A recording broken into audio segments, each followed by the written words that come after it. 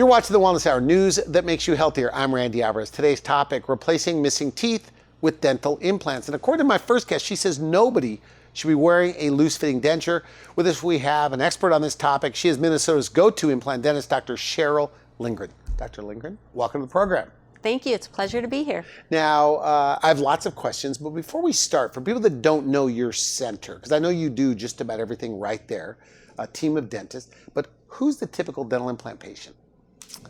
I guess we don't have a typical dental implant patient, but generally they're falling into two categories. First, we'll have the group of people that still have teeth.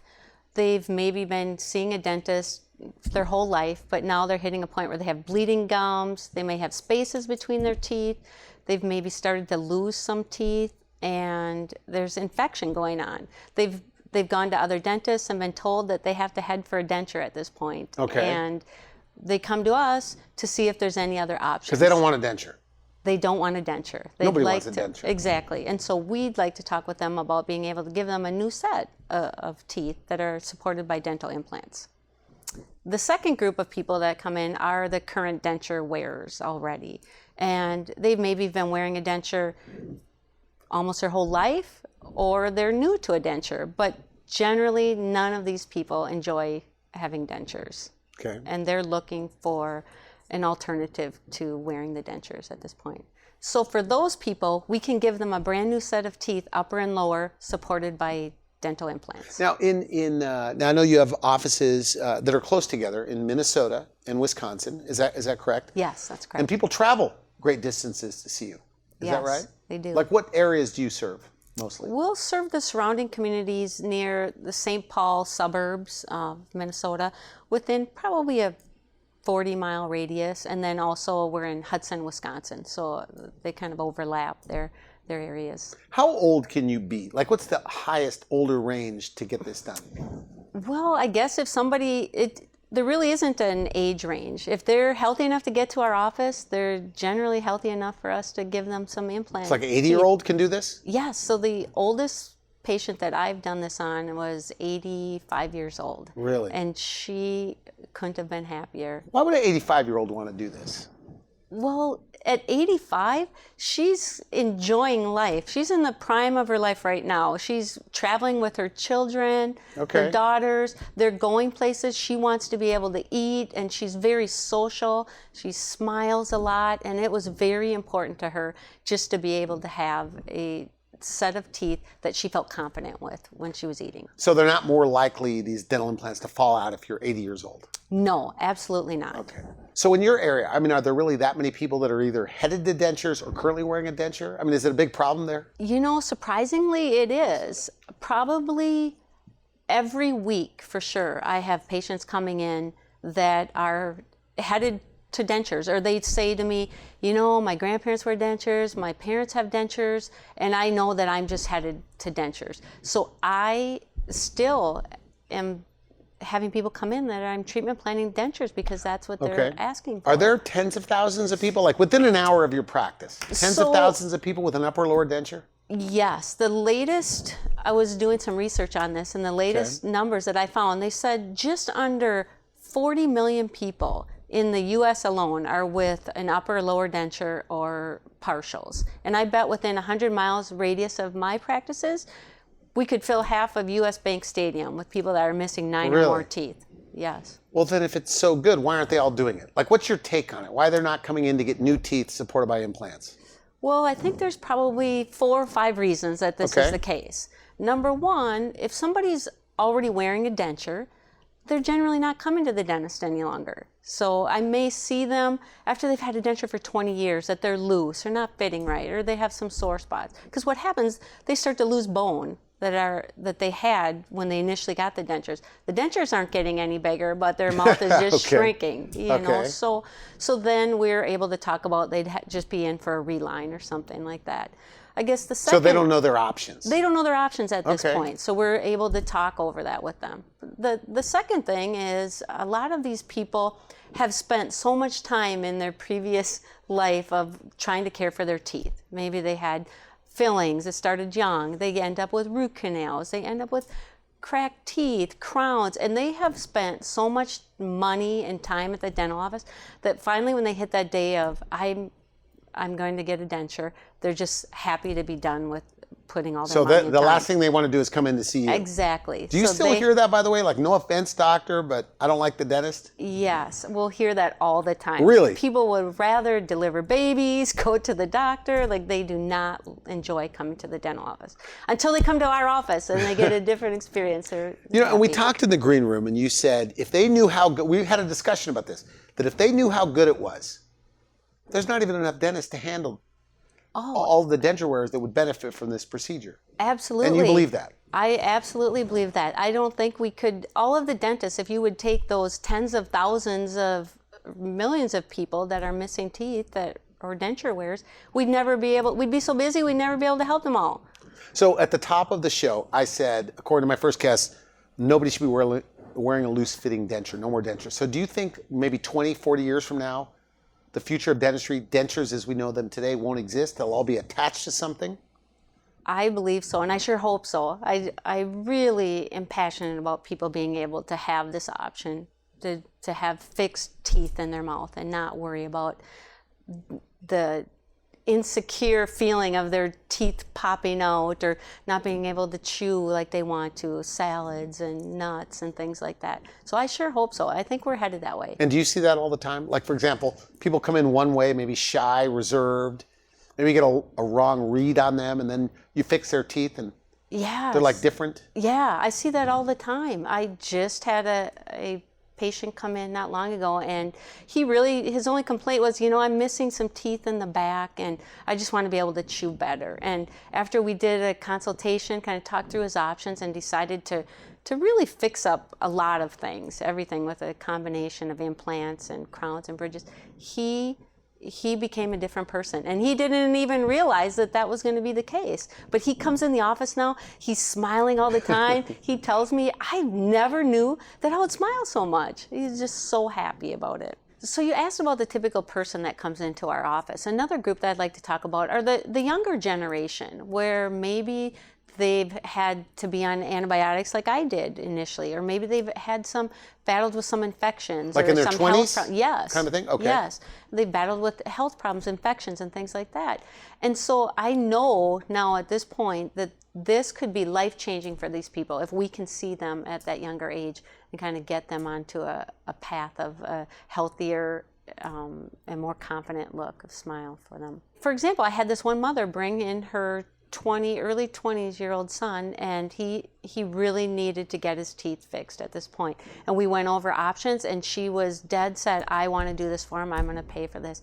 And we did a full case of crowns, veneers.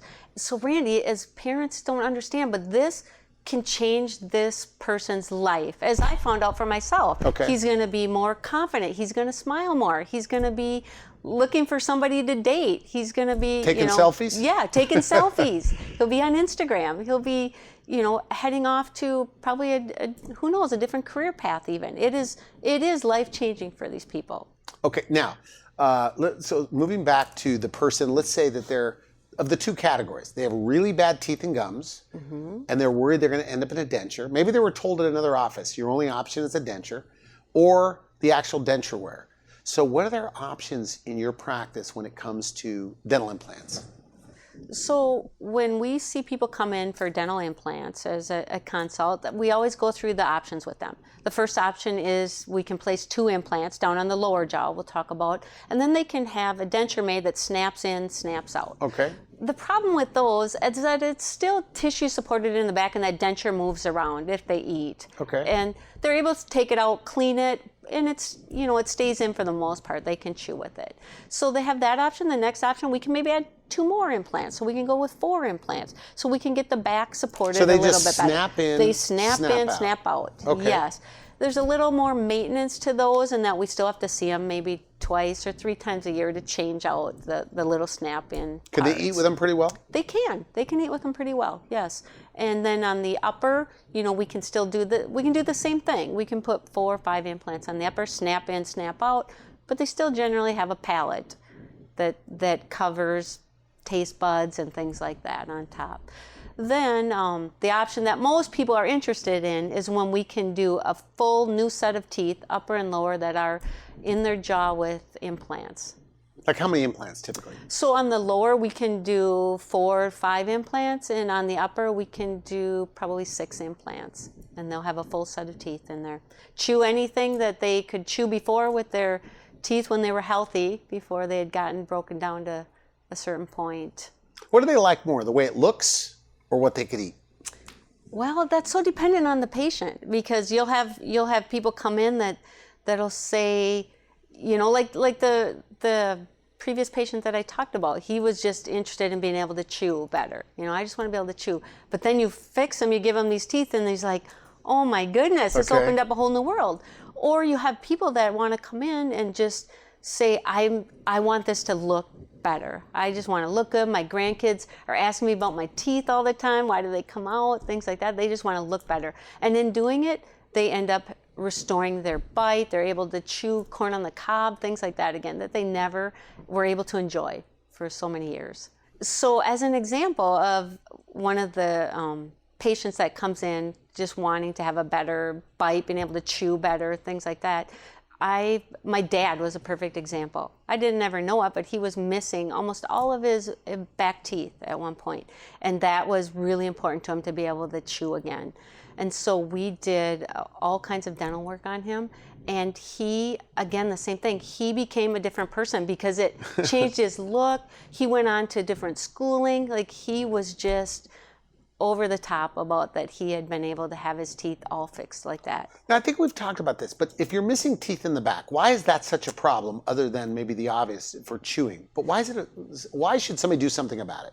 So if you're missing back teeth and you're chewing on your front teeth, they start to flare out and they'll get spaces between them. They're not made to do that chewing like the back molars are. And so pretty soon somebody's face gets shorter, their teeth are flared out. So you end up losing your teeth? Yes, you end up losing them then because the bone isn't supporting them any longer, and it's a problem. So is that kind of a straightforward procedure? Somebody's missing back teeth, put in some, I'm making it sound simple, but you put in some implants and they're chewing again. And they're back, and it's going to prevent them from losing more teeth in the future? Yes, so there are situations like that where if we like to save teeth, you know, don't get me wrong. If we can save teeth, that is the superior, you know. But also you hit a point where some teeth just we're not going to be able to keep them in there. And if you're looking 3-5 years down the road, I want to be able to share that with people. What are our options here? And give everybody the best option for them at that point. Okay. Now, correct me if I'm wrong on this when it comes to dental implants. How dental implants are typically done is you go to one doctor's office that does the surgery, where they put the implants in, and then another office where they put the teeth on top and then maintain them elsewhere. At your office, you do all 3 parts right there.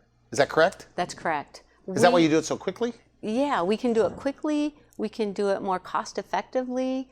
It used to be like that where you had to go out to different offices, and I think keeping it all in-house really benefits the patient because we're able to do it. And the way that it's done now, all digital, guided, this new XD system, we can place the implant so that it's perfect for us to be able to put new teeth in there and not have to have the patient shuffling around to different places. Okay, again, I don't want to put words in your mouth, but the way I understand it, based on our conversation, is it can take up to 2 years at some places to get to those where you could get upper and lower teeth that are supported by implants.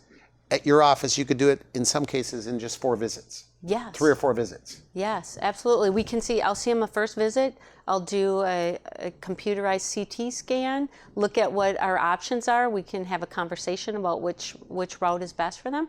And by the next appointment, we could be placing the implants and they could be leaving with a full set of upper and lower teeth. That don't come out. That don't come out. They may be initially like a temporary set, but they still are, they don't come out. They don't come out. No. So how soon can they eat? So they can eat immediately afterwards. They maybe start with a softer diet initially, but let me tell you, if somebody has bad teeth, they're not used to being able to eat the things that, like pizza, salads, nuts, things like that. And within a short time, they're going to be able to eat those foods with their So people that, let's say, have dentures or bad teeth, they tell you. So they can't eat like pizza, like chewy things? Exactly. Or almonds or whatever? Right. They'll say they miss having those things. Or they miss, if they have a denture, they miss having a nice glass of wine or something that Why they is can that? taste. Oh, because the palate is okay, covering all the taste buds. So they have been missing all of those things. I know a couple of denture wearers. They never complain about anything. Are you saying there's no such thing as a happy denture wearer? Well, no, but they're not going to tell you that they're unhappy with their dentures. Okay, that's fair. But they come in to see us, and we hear about all of the complaints that they have. Especially a lot of longtime denture wearers are at a point where they're having to wear adhesive in their denture, and that is a huge complaint for people. It's sticky, it's messy, helps keep their teeth in, but it's hard to clean out. So a denture wearer, on the day of the procedure, literally can walk in with no teeth, walk out that same day with upper and lower teeth that don't come out on the day of the procedure. Yes. Is that correct? It happens all the time. Okay. Yes. So is this one of those word of mouth things where they tell their friends? Yes, they will definitely tell their friends, and I will get the internal part of that where somebody goes, they tell their brother-in-law. I've seen the brother-in-laws, the friends, the siblings, like the whole family. They'll end up sending in people because it's worked so well for them. So this is the newest, hottest thing in dentistry, like giving people their teeth back with dental implants. Yes, is that right? I believe so. It's been going on for a while, but it's getting to where the time frame is shorter and shorter. We're able to get them in permanent teeth in a shorter time. And you travel around the country to learn this, is that right? Yes, I've traveled to all different countries, done all of Other the training. countries? Yes. Why another country to learn to do this? Well, some of the key thought leaders are in other countries where they're staying ahead of the curve, and we're just learning the new process for things. Now you're big on technology. Yes. You told me that on the phone. What does that mean to the patient? What does that mean to the patient? Everything is easier for the patient, faster for the patient, more accurate for the patient. It's all about their experience being better. Now, that impression stuff, the gooey stuff, I guess you have cameras now that go in the mouth to eliminate that in many cases. Yes. Is that not true? People hate this part about the dentist, and I'll hear it all the time. Do I have to have that gooey stuff, take the impression in my mouth? Yeah. And we don't have to do that any longer. Everything is digital. We scan it. We take a camera, we scan their whole mouth. They can see it all right up on the screen as we're doing it. So no more of that stuff? No the more impression of that material? Stuff. No more of that stuff. It's all digital impressions. Is that are they always surprised about this? Yes. The patients, and especially if they haven't been into the dental office in so many years because they've been wearing a denture or they haven't been coming in. This is all new technology that just blows them away. Yeah. Now people accuse dentists of recommending things that they don't need. And we're having a discussion in the green room where some people have determined, I want to pull out all my teeth and get implants, and sometimes you have to talk people out of that. Right. As I stated earlier, we want to save teeth. Like that's what we love to do, is save teeth, restore teeth. But there are times when, talking with the patient, we go over what are their outcomes? What are they looking for? What are their goals with their teeth? What are their goals with their life? Things like that. And we can then tailor and create a treatment plan for them. So you do like veneers, root canals? You do root canals? Yes. Right there.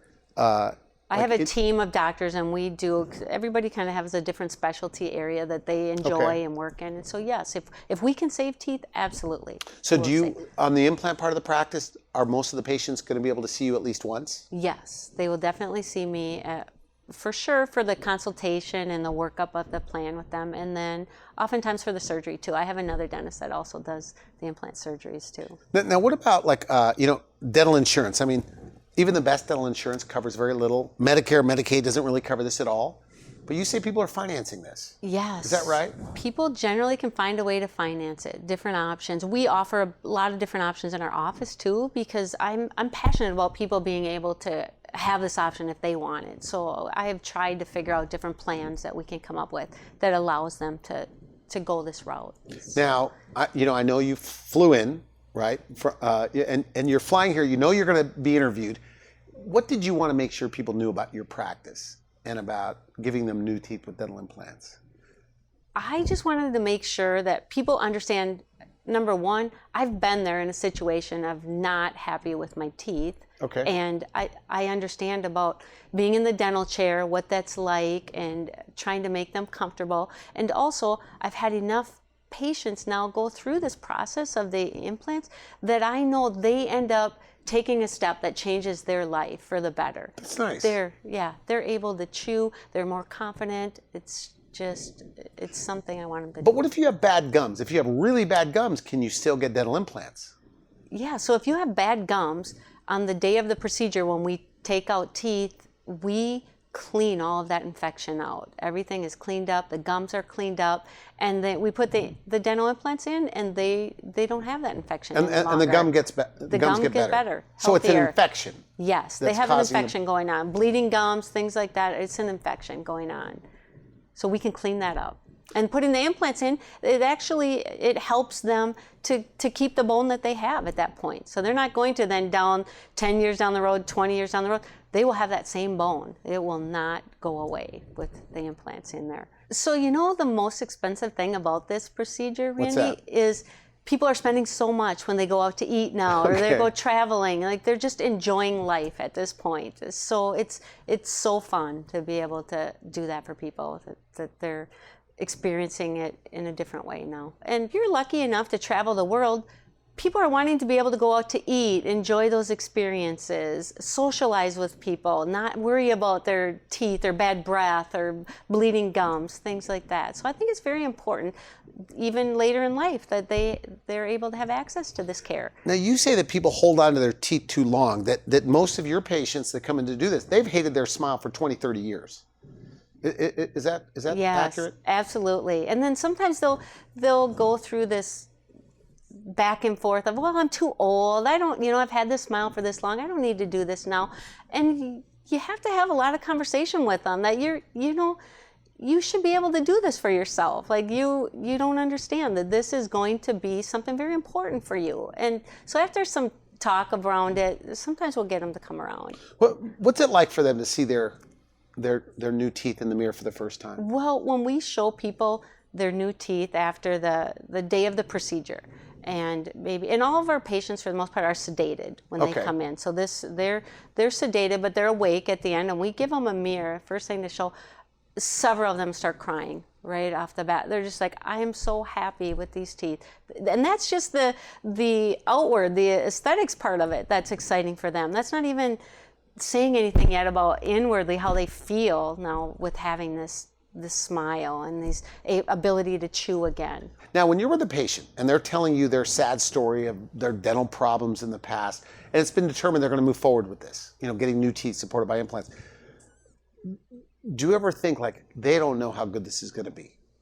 Yes, absolutely. I'll get so excited about it for them because I know, and I've just seen what happens. I had a patient, a quick story. I had a patient that he was a big, tough guy, and his teeth were broken down, and he went the route of having everything, new upper and lower teeth fixed in. And he became this different person, and he was so excited, and his wife actually was getting upset because he was being hit on all the time by all the other women when he'd go out. That's and things nice. Like that. And so I know that they don't even realize that this is something that's in their future yet, and it just gets me so excited. So they returned back to who they used to be? They're probably that...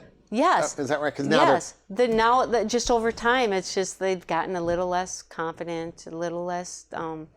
sure about themselves, or they're not smiling like they used to, they're not comfortable chewing like they used to. So yes, I get super excited about it. You say people with bad teeth say they feel judged by other people. Can you expand on that? Yeah, absolutely. People will come in and tell me that they feel, number one thing, bad breath. Let's say, for example, their teeth they have gum disease, they have bad breath, and they think, other people think they're not brushing their teeth, or they're maybe a lower economic status, and I'll hear that all the time. Or they're feeling like they can't get the job that they're going for the interview for because their teeth are not looking. Yes, they'll say this. Right? Their teeth are not looking like they take care of them. And we talked about this, like in the movies, whenever they're trying to portray somebody that's poor, they give them bad teeth. They give them bad teeth, or make them look all discolored, or Like at even Halloween stores. Right? Yeah, that's the thing they sell. Everybody sells the bad teeth. The bad teeth, yeah. The pointed teeth or missing teeth, things like that. For So sure. the opposite's true. People are judged also with good teeth. Yes, Like maybe they're more opposite. educated, have more money. Do you find that as well? They're happier. They're in a better mood. They're the one that's going to get the better job. Everything like that is true about people that smile more. So you think the smile's like probably the most important thing because you're a dentist. Well, I'm sure. I mean, dentists do think the smile is the most important thing, but it's not just because I'm a dentist. I believe that our culture believes that also. A smile means so many things to people. When you see a smile, it means that you're in an upbeat mood. You're healthy. We take for example, somebody going for a job interview. You have two people, and you get the person that comes in and is smiling, and they're confident with their smile, and they're happy with how they look. Or you get the person that's kind of covering their mouth, doesn't want to smile. You're gonna absolutely go towards hiring the person that has the smile and is, or at least more charisma, right? Yeah, more charisma. A smile makes you seem like you have more charisma, or maybe you even feel like you have more charisma just because you're able to smile and feel confident about your teeth. I think you told me they come in, like 6 months later, they're dressing differently, Yes. acting differently. The men have shaved a mustache off or a beard off because now they want their teeth to show. Okay. It's just it does absolutely make a difference for people in their mood. And we know too, a smile is healthy. It boosts your immune system. It takes your blood sugars down, your blood pressure down. It elevates your mood. It's just, I think a smile is really important. So people with bad teeth, they just can't eat like fiber, like broccoli or salads or things like that. Absolutely, Is that right? yes. They can't eat salads. They'll say which is funny to hear, but that's a main complaint of denture wearers is that they can't eat things like a salad or the healthy foods like that. So that when we give them new teeth, changes their health even because they're able to digest food better, chew it better. It makes a difference. Now because it seems so painful, but I guess they're numbed up. And you do IV sedation? Yes, they're numbed up, and actually I'll generally bring in a team of like nurse anesthetists so that I don't have to worry about the sedation process. They're monitoring their blood pressure, their heart rate, everything. They're taking care of that. And I'm focusing on the actual procedure itself that day. So when they're finished, they have no memory of what happened. Is that right? Okay. They've been numbed up. They generally just get over-the-counter pain medications. Maybe antibiotic, but yeah, and I'll see them back in about 2 weeks, and they'll say, I hardly had any discomfort. Is it usually easier than they thought it was going to be? Almost always. We're out of time. So final message to the two groups of patients. One group with really, really bad teeth and gums, and they feel like they're going to end up in a denture, but they don't want one. And then the denture wearers. They've heard what you have to say, but maybe they're still skeptical or afraid. What do you say to them? Well, I can totally understand that, but I would say I invite them to come into our office, free consultation. Let's just meet one another, see if you're comfortable talking with me, and I'll go over options for you. And you'll go over the payment plans and things like that. Go over everything, and then they can have time to, bring in their spouse with them or whomever they'd want. Have time to go discuss it, and then let's talk about what you can do. Okay, good. And do they go to the website to make the appointment, or they can just call directly? What do you prefer? They can do either. They can go to the website, but there'll be a phone number so they can call, and then they can speak and get more information with somebody on the other line too. Okay, good. I want to thank you for coming on the show. Good stuff. Thank you. You've been watching the Wellness Hour, news that makes you healthier. I'm Randy Alvarez. For now, I wish you good health.